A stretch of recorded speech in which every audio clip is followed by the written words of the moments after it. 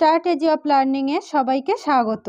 আজকে আমাদের পাঠ্য বিষয় সপ্তম শ্রেণীর ইতিহাস বই থেকে তৃতীয় অধ্যায় ভারতের সমাজ, অর্থনীতি ও সংস্কৃতির কয়েকটি ধারা, পৃষ্ঠা নাম্বার 25। আমরা প্রথমে বিষয়বস্তুর সংক্ষিপ্ত আলোচনা করব এবং তার শেষে থাকবে কয়েকটি গুরুত্বপূর্ণ প্রশ্নোত্তর। তাহলে চলো শুরু করা যাক বিষয়বস্তুর সংক্ষিপ্ত আলোচনা। ভারতের সামন্ত ব্যবস্থা। দেখো, সপ্তম শতকে ভারতের সমাজ অর্থনীতিতে এক বিশেষ গোষ্ঠীর ক্ষমতা অনেকটা বেড়ে গিয়েছিল। এদেরকে সামন্ত, রৌনক, রাজ ইত্যাদি বলা হতো। ঠিক আছে, আসলে এরা সবাই সামন্ত ব্যবস্থার অংশীদারি ছিল। এবার দেখো সামন্ত ব্যবস্থার উদ্ভব কিভাবে হয়েছিল। তৃতীয় শতক থেকে ভারতের নিষ্কর ভূমিদান শুরু হয়েছিল। এবার গুপ্ত যুগে তা অনেকটাই বেড়ে গিয়েছিল। নিষ্কর ভূমিদান মানে কোনো কর না নিয়েই ভূমি দান করা।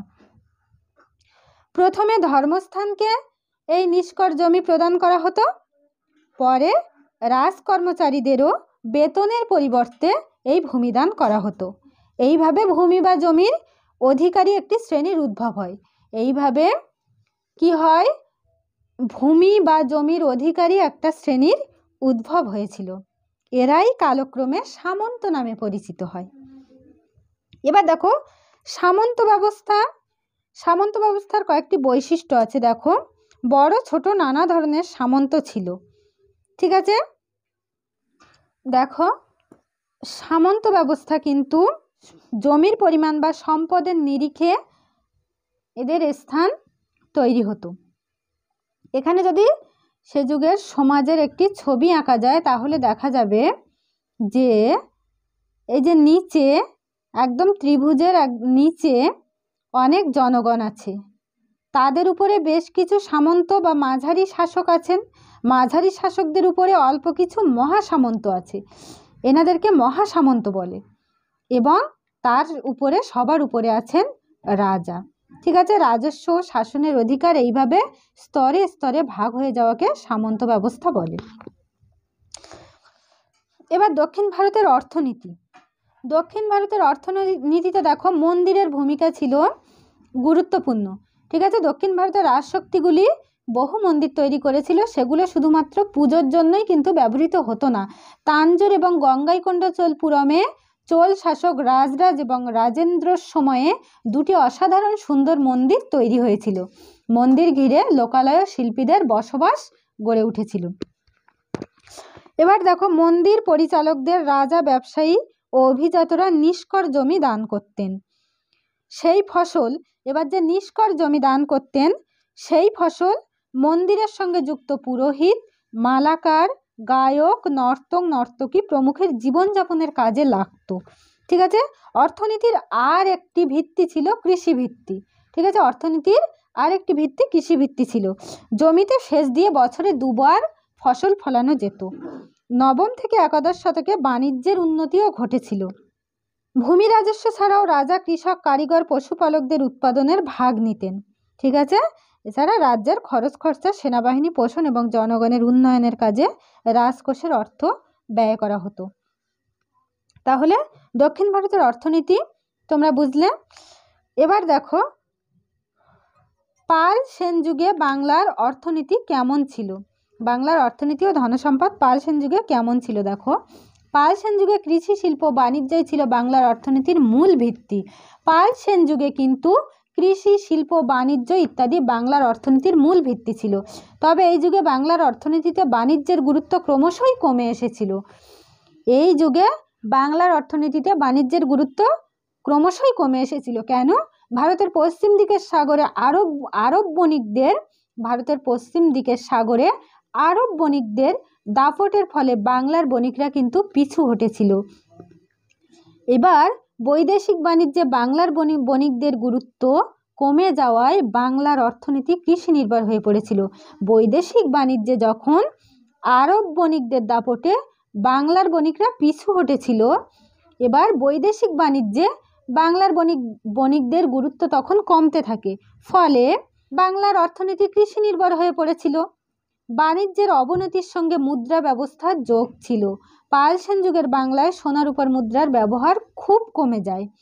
তখন কড়ি হয়ে উঠেছিল জিনিস কেনাবেচার প্রধান মাধ্যম। দেখো এখানে বাঙালির খাওয়া দাওয়া, যে দেশে ধান হলো প্রধান ফসল সে দেশে ভাতই তো মানুষের প্রধান খাদ্য হবে, তাতে সন্দেহ নেই। গরম ভাতে গাওয়া ঘি, তার সঙ্গে মৌরলা মাছ, নালতে শাক, সরপড়া দুধ আর পাকা কলা দিয়ে খাবারের বর্ণনা আছে প্রাচীন কাব্যে। ঠিক আছে, এবার গরিব লোকের খাদ্য তালিকায় তখন কি কি থাকতো?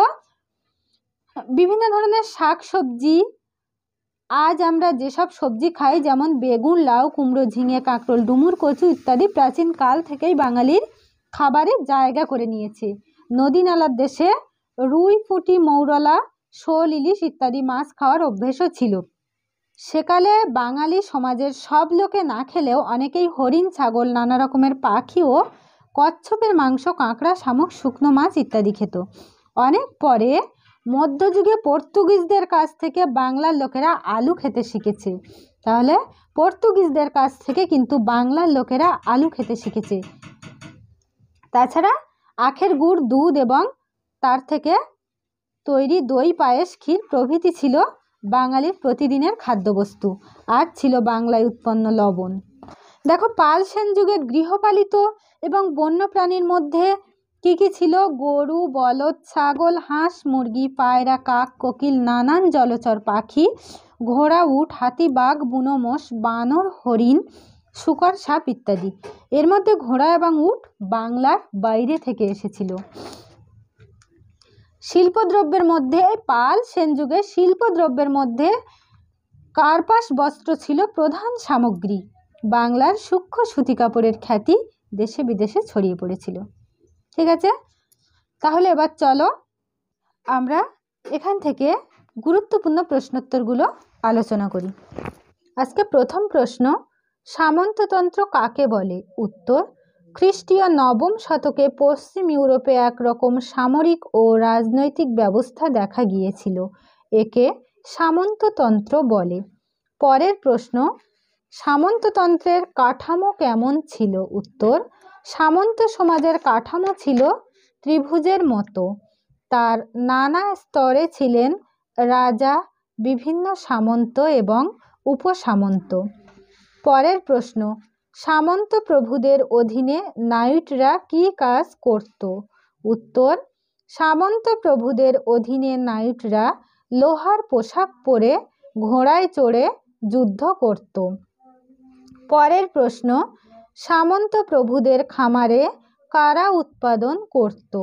উত্তর, সামন্ত প্রভুদের ম্যানার বা খামারে ভূমিদাস বা সার্পদের খাটিয়ে উৎপাদন করা হতো।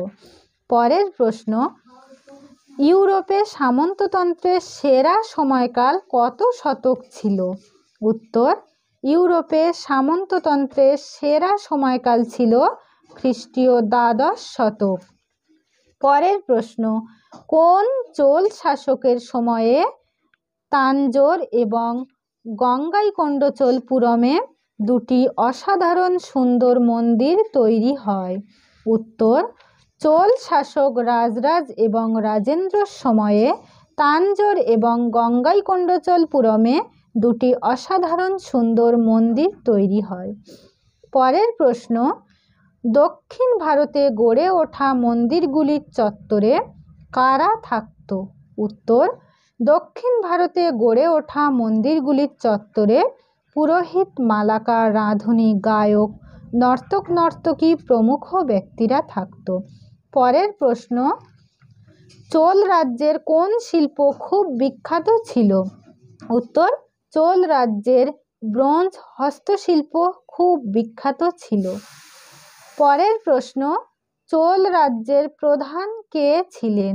উত্তর, চোল রাজ্যের প্রধান ছিলেন রাজা। পরের প্রশ্ন, গ্রাম পরিষদ বা উর বলতে কি বোঝো? উত্তর, চোল রাজ্যে কৃষকদের বসতিকে ঘিরে গড়ে ওঠা গ্রামকে শাসন করত যে পরিষদ, তাকে গ্রাম পরিষদ বা উর বলা হতো। নাড়ু কি? উত্তর, চোল রাজ্যে কৃষকদের বসতিকে ঘিরে গড়ে ওঠা গ্রামকে শাসন করত গ্রাম পরিষদ বা উর। এই রকম কয়েকটি গ্রামকে নিয়ে গঠিত হতো নাড়ু। পরের প্রশ্ন, উর এবং নাড়ু কোন কোন দায়িত্ব পালন করত? উত্তর, উর এবং নাড়ু এই দুই স্থানীয় সভা স্বায়ত্তশাসন, বিচার এবং রাজস্ব বা কর সংগ্রহের দায়িত্ব পালন করত। পরের প্রশ্ন, ব্রহ্মদেয় ব্যবস্থা কি? উত্তর, চোল রাজ্যে ব্রাহ্মণদের নিষ্কর জমি দেওয়া হতো। জমি দানের এই ব্যবস্থাকে ব্রহ্মদেয় বলা হয়। পরের প্রশ্ন, ব্রাহ্মণদের ব্রহ্মদেয় জমি দেওয়ার ফলে কি হয়েছিল? উত্তর, ব্রাহ্মণদের ব্রহ্মদেয় জমি দেওয়ার ফলে কাবেরী উপত্যকায় ব্রাহ্মণ সম্প্রদায়ের নেতৃত্বে বহু নতুন নতুন গ্রামের পত্তন হয়েছিল। পরের প্রশ্ন, নগরম গড়ে উঠেছিল কেন? উত্তর, ব্যবসায়ীদের স্বার্থ এবং বিভিন্ন সমস্যার মোকাবিলার জন্য নগরম গড়ে উঠেছিল। পরের প্রশ্ন, পাল সেন যুগে বাংলার অর্থনীতির মূল ভিত্তি কী ছিল?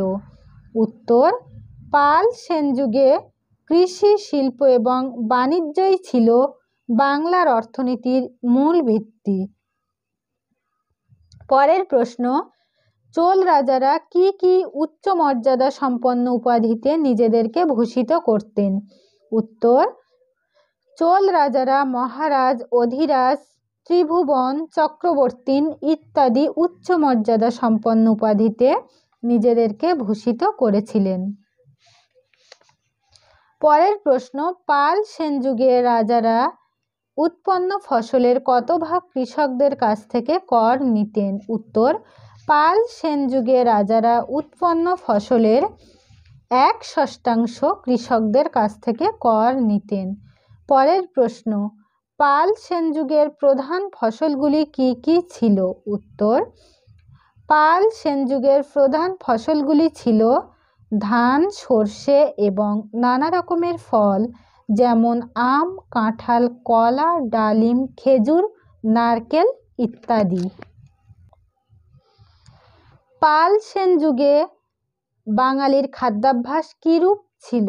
উত্তর, পাল সেন যুগে বাঙালির খাদ্য তালিকায় যেসব খাবার ছিল সেগুলি হলো গরম ভাতে গাওয়া ঘি, তার সঙ্গে মৌরলা মাছ, নালতে শাক, সর পড়া দুধ, এছাড়া বিভিন্ন ধরনের মাছ, শাকসবজি, মাংস, কাঁকড়া, শামুক, শুকনো মাছ ইত্যাদি। পরের প্রশ্ন, বাংলার লোকেরা কাদের কাছ থেকে আলু খাওয়া শিখেছে? উত্তর, বাংলার লোকেরা পর্তুগিজদের কাছ থেকে আলু খাওয়া শিখেছে। পরের প্রশ্ন, পাল সেন যুগে শিল্প দ্রব্যের মধ্যে প্রধান সামগ্রী কী ছিল? উত্তর, পাল সেন যুগে শিল্প দ্রব্যের মধ্যে প্রধান সামগ্রী ছিল কার্পাস বস্ত্র। পরের প্রশ্ন, বাংলার অর্থনীতি কৃষি নির্ভর হয়ে পড়েছিল কেন? উত্তর, পাল সেন যুগে কৃষি, শিল্প এবং বাণিজ্যই ছিল বাংলার অর্থনীতির মূল ভিত্তি। তবে এই যুগে বাংলার অর্থনীতিতে বাণিজ্যের গুরুত্ব ক্রমশই কমে এসেছিল। ভারতের পশ্চিম দিকের সাগরে আরব বণিকদের দাপটের ফলে বাংলার বণিকরা পিছু হটেছিল। বৈদেশিক বাণিজ্যে বাংলার বণিকদের গুরুত্ব কমে যাওয়ায় বাংলার অর্থনীতি কৃষি নির্ভর হয়ে পড়েছিল। তাহলে আজকে ক্লাস এই পর্যন্ত। পরের গুরুত্বপূর্ণ ক্লাসগুলো যদি তোমরা সবার আগে পেতে চাও তাহলে অবশ্যই চ্যানেলটি সাবস্ক্রাইব করে পাশে থেকো।